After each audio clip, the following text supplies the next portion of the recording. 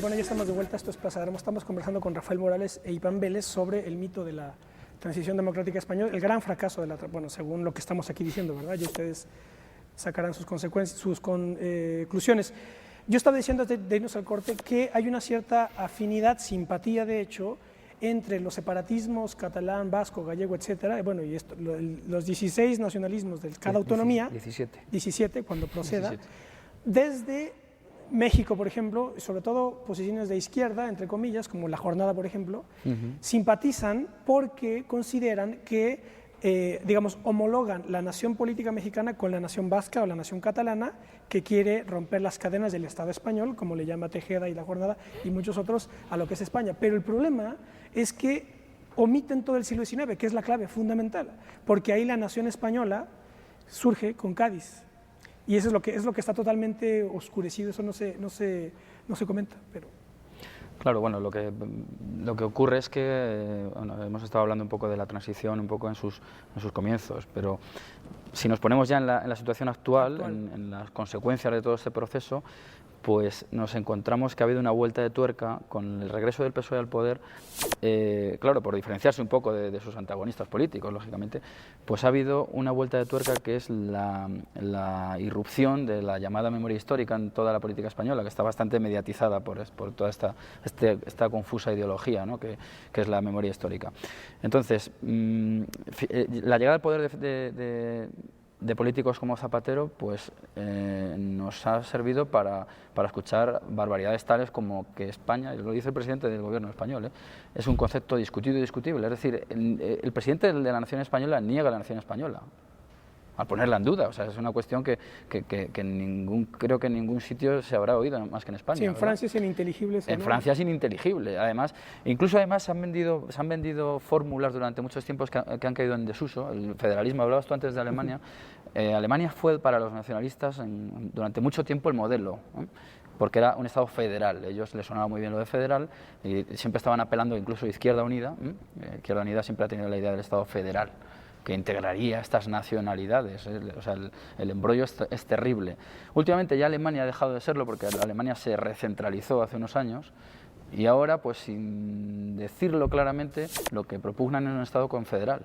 Pero ese Estado confederal, volvemos a las mismas, requiere de la destrucción de la nación y para que esos satélites nacionales se vuelvan a juntar manteniendo la soberanía. Ese es el truco, ¿no? que utilizan ahora. Sí, que implica aceptar la nación, ¿no? Claro, aceptar todas las 17 o las que fueren, ¿no? Ahora, detrás de ese proyecto hay un problema material evidente. Hay un problema del agua. El agua está concentrado en unas regiones, ¿no? Ciertos recursos naturales están muy, digamos, enclavados en algunas zonas del estado, y cualquier arreglo de este tipo lo que va a terminar naturalmente es, digamos, por descobijar a las otras autonomías. Entonces, desde ningún sentido económico, digamos, desde ningún punto de vista económico, un arreglo confederal tendría viabilidad, ¿no? En términos políticos e institucionales. De hecho, todos los federalismos tienen estos problemas. En México, en el sur-sureste del país, pues están algunas reservas de uranio, están las mayores reservas de agua, en fin. Y si hubiera un arreglo de este tipo que permitiera la secesión, como por cierto lo establece la Constitución española, lo que tendríamos es un problema estratégico, ¿no? De pérdida de los recursos naturales, que para un Estado que tiene como vecino a Estados Unidos, pues no se puede dar ese lujo, ¿no? Claro. Pero en México no se reproduce el nivel de problemático que tienen, es decir, no hay ningún separatismo en México, de momento. Bueno, como el vasco o el catalán. Lo que pasa es que la Constitución española lo promueve, tiene 3 o, si mal no recuerdo, hasta 4 cláusulas que permiten con toda claridad digamos, definir las reglas para que una autonomía se separe completamente. Pero hay que tener en cuenta que esas cláusulas que entran en la Constitución española vienen dadas porque ya durante el franquismo pues operaban estos grupos, incluso algunos nacionalistas, y resurgen, ven el momento oportuno para ello. Pero también hay que decir que si la Constitución española promueve, y es verdad que lo promueve, o por lo menos lo admite, también la Constitución española permite la suspensión de la autonomía, cosa que es un auténtico tabú en España. O sea, en España hay leyes que no se cumplen y no pasa absolutamente nada. Y estos mecanismos de regulación, pues nadie se atreve a ponerlos en marcha. Incluso lo que hablábamos antes de empezar el programa, la figura del rey, su tarea de arbitraje es desconocida hasta el momento. Al caso más escandaloso, el rey católico español firma al pie la ley del aborto libre, hasta las 22 semanas o no sé cuántas, pero también firma todos los estatutos de autonomía. Es decir, es una confusión continua, es el mantenimiento desde mi punto de vista, es el mantenimiento de unos grupos en el poder que desde hace mucho tiempo que se van manejando en este maremoto político en el que estamos en España y que tratan incluso de silenciar. Las consecuencias, pues yo creo que son esas, ¿no? La distaxia, por decirlo con una palabrita así bastante suave, ¿no? Claro. ¿Qué diferencia se puede notar entre esa primera generación que estuvieron al mando del Estado, González compañía, el PP, y lo que está pasando con Rodríguez Zapatero? No sé, bueno, es que tampoco quiero monopolizar. Hombre, yo creo que Zapatero lo que ha hecho es exacerbar todas estas corrientes que había, es unirse a ellas, incluso también por buscar la diferencia. Quiero decir que tampoco las diferencias son abismales entre los dos partidos hegemónicos en España, no son abismales. Sí, no, claro, porque son matices. Uno de los grandes engaños en los que está, por ejemplo, en México, yo hablo de México, que está permanentemente envuelto por el engaño, es que el PP y el PSOE son partidos diferentes, digamos, que es la izquierda y la derecha, cuando realmente son diferentes, pero en cuestiones ya tangenciales, como el laicismo, toda esa cuestión del aborto, de los matrimonios homosexuales, pero eso ya no toca los problemas fundamentales. ¿Por qué? Porque como ya se cayó la Unión Soviética, ya no se puede hablar de socialismo real, ya no se puede nacionalizar ninguna banca, no puedes nacionalizar nada, entonces tratan de diferenciarse por estas cuestiones, como por ejemplo, esto lo comenté, no me acuerdo en qué programa, la iniciativa del PSOE de ampliar los derechos humanos a los orangutanes. Es tal ya, digamos, la ausencia de apoyaturas políticas reales de la izquierda, que para diferenciarse del otro, pues busca lo más estrafalario, y cuanto más estrafalario, mejor. Claro, bueno, y es un puro oportunismo. Pero aquí el cuento está tragadito. Es un oportunismo, es decir, que cualquiera de los partidos se agarra a una u otra cosa pues en función de la coyuntura política. Por ejemplo, si sirve para medir como baremo algunas ideas, pues podemos hablar de la palabra Euskadi. La palabra Euskadi la pronuncian igual socialistas que gente de derechas como de izquierdas, cuando todos sabemos su procedencia, ¿no? Claro. Por ejemplo.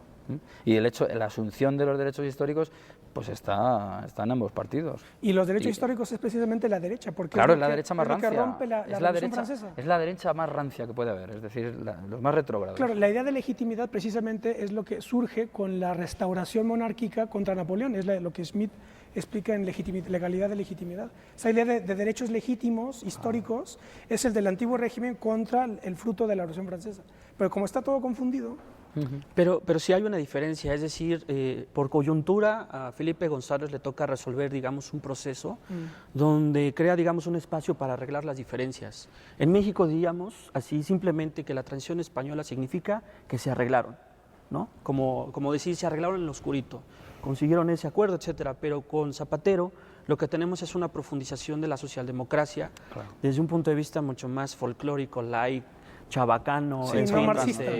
Exactamente, ¿no? Sin ningún fundamento sí, sobre no tiene ningún fundamento. El problema del Estado, ¿no? Claro.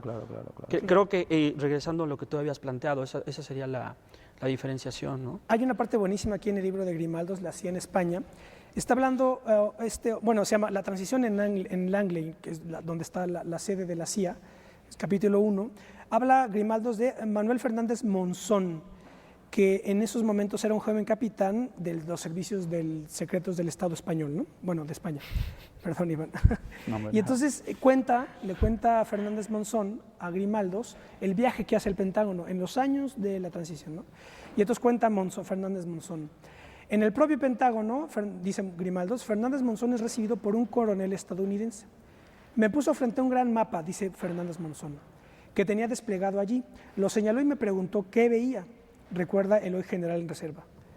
Yo le contesté, un mapamundi. Y él insistió, ¿pero qué hay en el centro? El mapamundi se puede desplegar de distintas formas, claro. Y ellos lo habían hecho de modo que en el centro exacto quedaba la península ibérica. Entonces le contesté, en el centro está España. Y él, sonriente, remachó, pues por eso está usted aquí. No, y luego sigue Fernández Monzón. No es verdad todo lo que se ha dicho de la transición. como eso de que el rey fue el motor. Ni Suárez ni él fueron motores de nada, continuó Fernández Monzón. Fueron solo piezas importantes de un plan muy bien diseñado y concebido al otro lado del Atlántico, que se tradujo en una serie de líneas de acción en unas operaciones que desembocaron en la transición. Todo estuvo diseñado por la Secretaría de Estado y la CIA y ejecutado en gran parte por la SESED, los Servicios Secretos de España, con el conocimiento de Franco, de Carrero Blanco y de pocos más. Por ejemplo, cuando el Estado Mayor del Ejército de Tierra elaboró la Operación Diana, no sabía para qué lo estaba haciendo. Era la planificación de una intervención militar en el caso de que aquí se produjera un vacío de poder. Un poco, bueno, aquí lo pongo para seguir la discusión, ¿no? Cuenta cómo todo esto estaba diseñado un poco por la CIA, Willy Brandt, ¿verdad? Le dijeron a González que sacara el marxismo de los estatutos, ¿verdad? Y se volvió totalmente blanda a la izquierda, que ahora no hace nada. Y ahora es neoliberal, ese es el asunto, ¿no? O funcional a un régimen que lo que busca es el desmantelamiento del Estado. El neoliberalismo funciona mejor cuando el Estado se debilita y tiene una menor participación en el mercado. Pero entonces es peor porque es debilitamiento del Estado y negación de la nación española. Claro. O sea que Sí, no entran en juego pues componentes anarquistas realmente. Dentro del liberalismo que hay en España, pues muchos que además son identificados, ellos para huir de la palabra derecha se autodenominan liberales, muchos de ellos. Sí, los demócratas cristianos claro, son de derecha. Sí. Y entonces ellos, muchos ya llegan al extremo ese liberalismo economicista siempre, ¿no? Entonces ven al Estado como un obstáculo. Por lo tanto, hay gentes de la derecha que estarían a favor de la asociación de regiones en ese sentido, para poder operar en ellas con menos trabas también. O sea que para los liberales de la escuela austriaca, ¿no? Sí, efectivamente. Y entonces, pues claro, esa gente tampoco defiende a la nación española, ni muchísimo menos. Y no se puede decir que sean de izquierdas. Claro. Sí, porque la izquierda es defender la nación. Claro, la izquierda es defender la nación, pero en España alguien que defienda a la nación es catalogado como facha.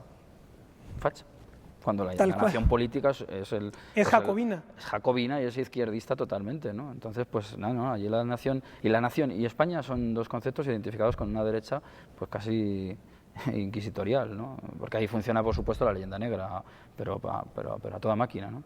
Sí, de esa leyenda negra se desprende la simpatía que puede darse desde América con esos separatismos, en tanto que niega aquella entidad oscura que fue... Yo pienso que desde estas posiciones, desde América, los secesionismos de raigambre etnicista son etnicista, claro, en realidad son etnicistas. Si te vas a las fuentes de los nacionalismos catalán y vascos, encuentras una cantidad de materiales racistas y étnicos verdaderamente brutal, ¿no? Entonces, pues, probablemente desde aquí sean bien vistos porque se sienten identificados en parte. España es un yugo que tanto oprime al indígena azteca como a un señor de Guipúzcoa, que al parecer no tendría nada que ver con esa nación, ¿no? Es una cosa, un delirio total, es una cosa tremenda. Y luego gente, claro, pues periodistas indoctos como este mexicano de que hablamos, Tejeda, pues contribuyen a fomentar esa imagen, porque él es un enviado especial, ¿no? Allí a España. Y el lector de la jornada pues puede... Y en la jornada, y con la jornada ya hay una alianza con Público, que es un periódico pues impulsado por Zapatero, me parece, ¿no?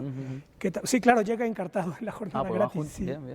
Pero es un periódico que también se da totalmente distorsionado todo. Claro.